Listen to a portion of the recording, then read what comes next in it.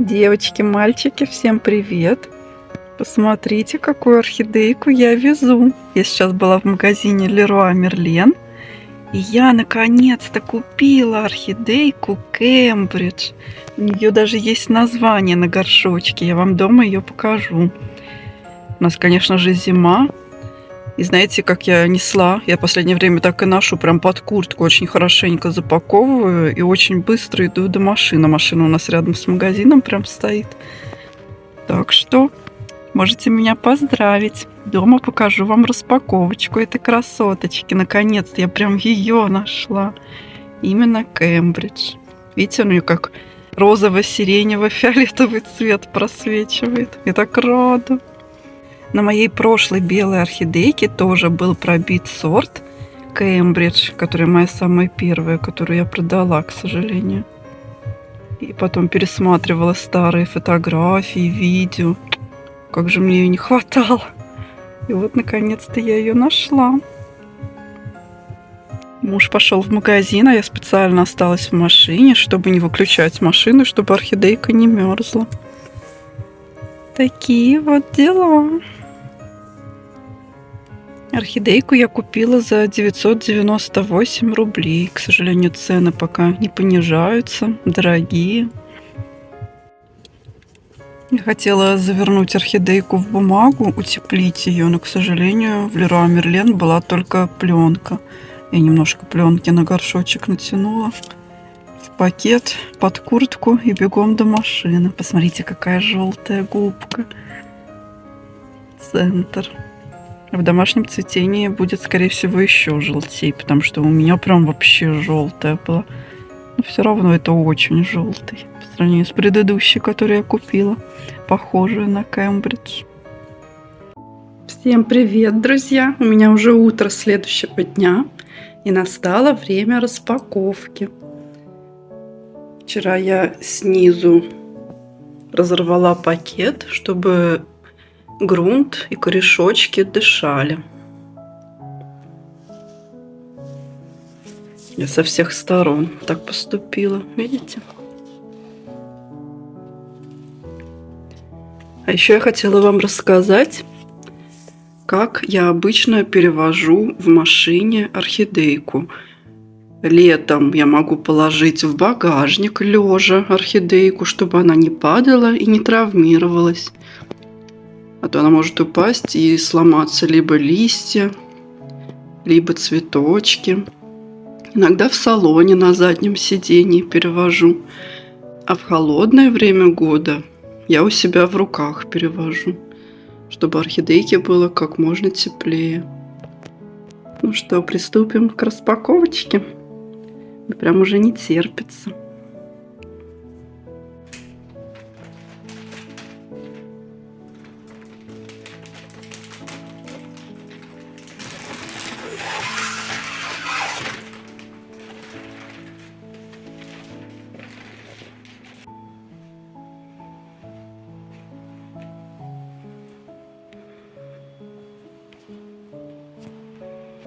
Я выключила свет на стеллаже, чтобы как можно точнее передать вам цвет.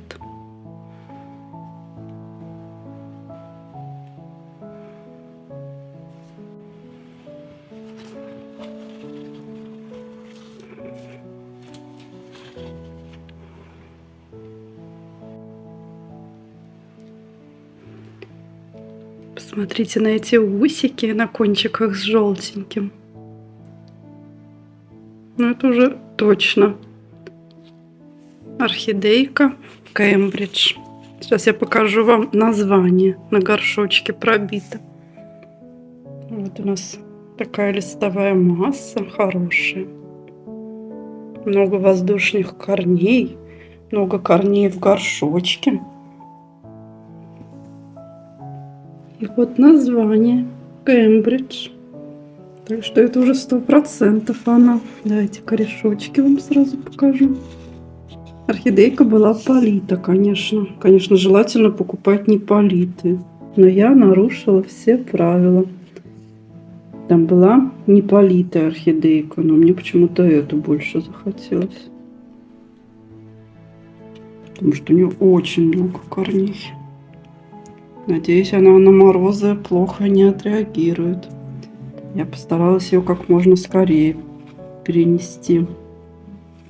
Но еще в чем может быть подвох, это то, что орхидейки могли перевозить в морозы, и неизвестно, в каких условиях их перевозили. Так что зимой, конечно же, мы на свой страх и риск покупаем орхидейки, совершенно не зная, как их перевозили. Но когда хочешь желанную красавицу, то нарушаешь все правила. В надежде, авось повезет.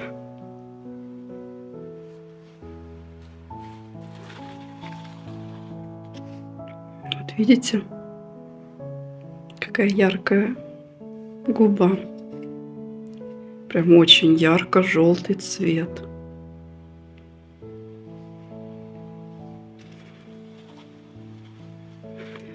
Ой, цветение, наверное, придется обрезать. Магазинное. Видите, розовый оттенок на обратной стороне лепестков. Сиреневый или розовый, даже не знаю, как назвать.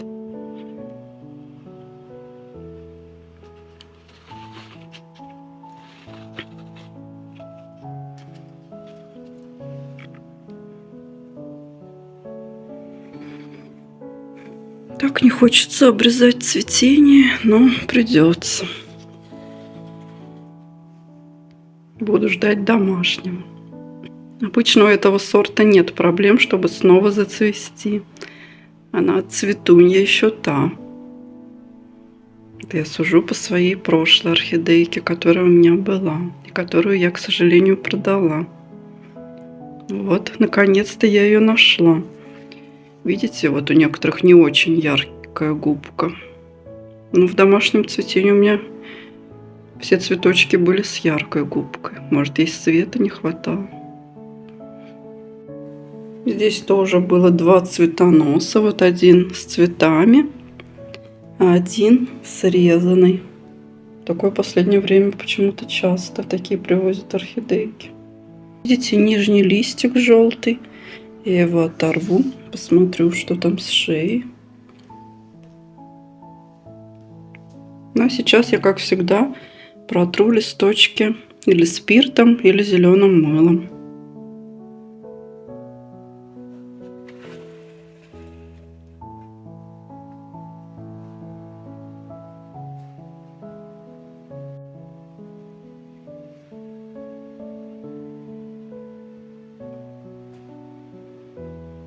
Так не хочется обрезать, но, скорее всего, я все-таки обрежу. Прям не знаю, какое решение лучше принять.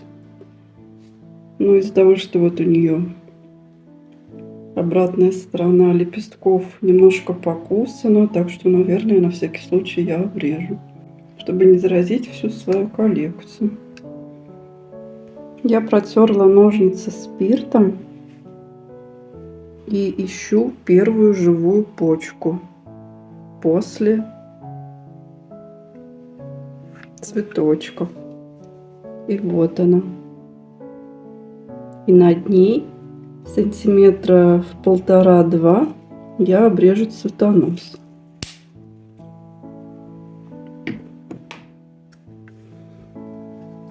И аккуратненько сейчас отцеплю.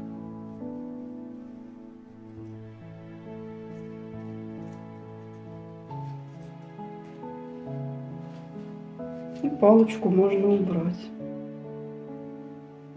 Ждем следующего, уже домашнего цветения.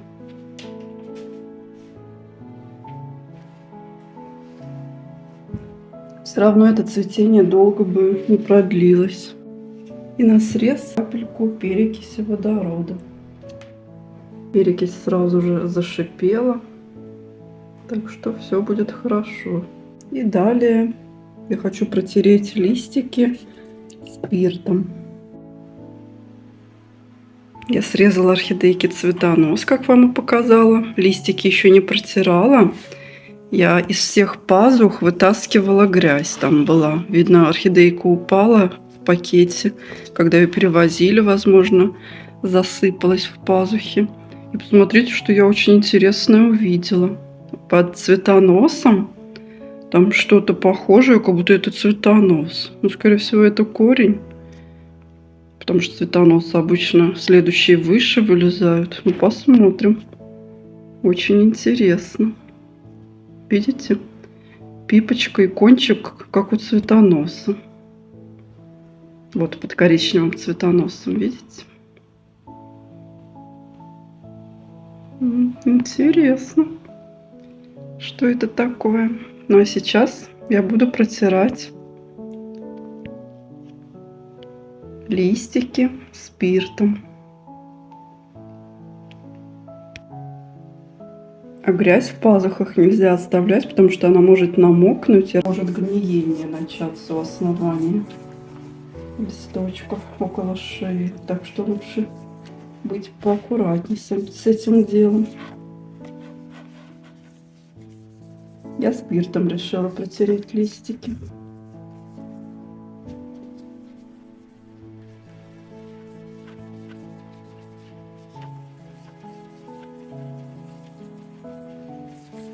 Я прям продула хорошенько все пазухи, чтобы вся грязь по возможности вылетела. Так, а этот желтый листик я хочу удалить, маленький.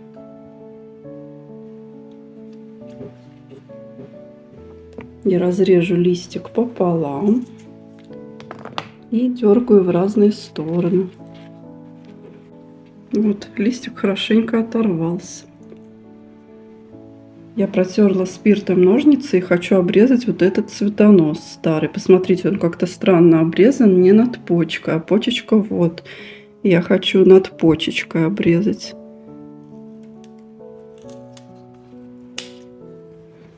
Обрезала и капну капельку перекиси. Так, а пока я буду дальше протирать листочки.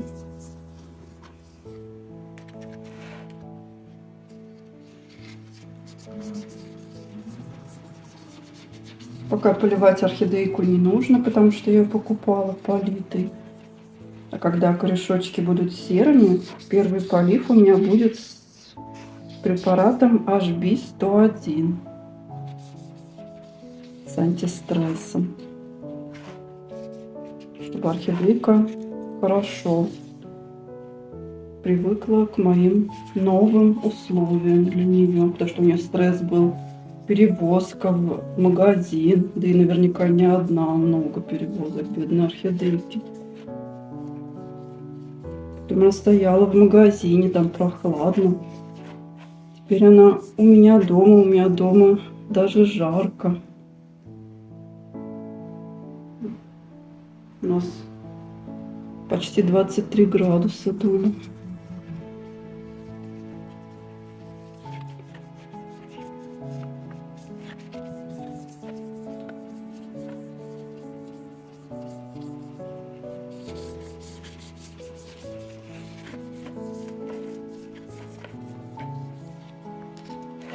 И этот цветонос я тоже протру спиртом.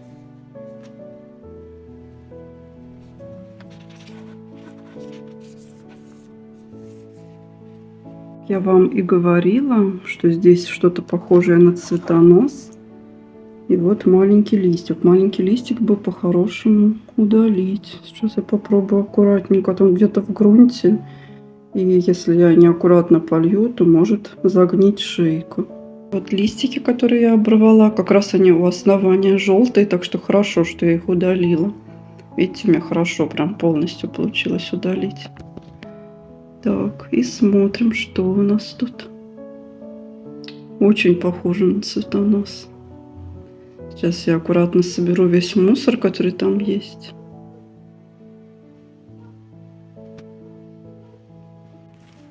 Я аккуратненько подула, и вся грязь практически вылетела. Но обычно такие цветоносы не развиваются дальше, они закукливаются. Посмотрим, что будет с этим, если это цветонос. Еще я хочу шейку протереть спиртом, а то она такая грязная. Столько воздушных корешочков, это, конечно, очень хорошо. Если с этой орхидейкой будет все хорошо, то весной я ее пересажу. И вот посмотрите, здесь вроде грунта нормальное количество, а здесь мало. Я здесь немножко подсыплю. Я подсыпала грунта, мелкой коры.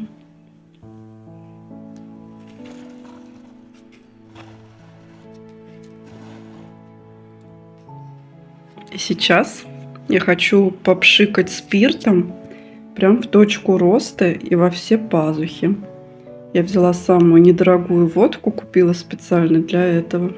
Водку вообще не пьем, у нас ее не бывает. И вот я купила самую дешевую, специально для своих процедур. И я хочу попшикать, чтобы везде она попала от вредителей.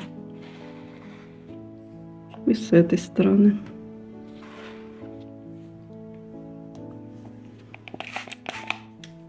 Как вы знаете, спирт улетучивается очень быстро. Но если будет долго, то я протру салфеточками во всех пазухах и в точке роста, вот здесь вот в центре, где самые верхние листья. И, возможно, еще сделаю дырочки в горшочке, чтобы корешочки хорошо дышали. Давайте посмотрим, какой у нас грунт. Мелкая кора. Да, вроде только она, вроде торфа нет. Если только совсем чуть-чуть на дне. Но кажется, это все мелкая кора. Все, сделали все необходимые процедуры с орхидейкой. И ставим ее на карантин отдельно от всех орхидеек под лампу. В теплое место. Недельки на 2. Я еще также буду опрыскивать точку роста спиртом. И листики буду иногда протирать на всякий случай. Чтобы личинки, если, допустим, трипсов откуда-нибудь вылупятся, чтобы их не стало на моей орхидейке. Орхидейку уже скоро можно будет поливать. Видите, как быстро корешочки сохнут, потому что у меня дома очень тепло. Все, причесали орхидейку. И ставим на отдых. Чистенькая, красивенькая, аккуратненькая.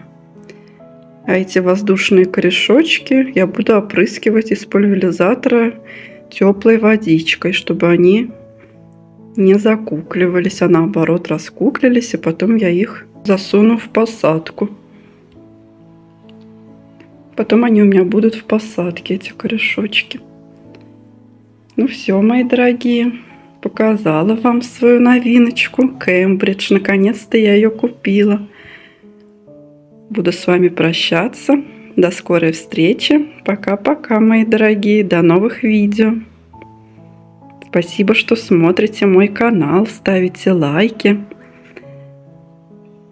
Кто еще не подписан, подписывайтесь на канал, чтобы не пропустить новые видео. Ну все, мои дорогие, пока-пока. До скорой встречи. Целую вас, обнимаю.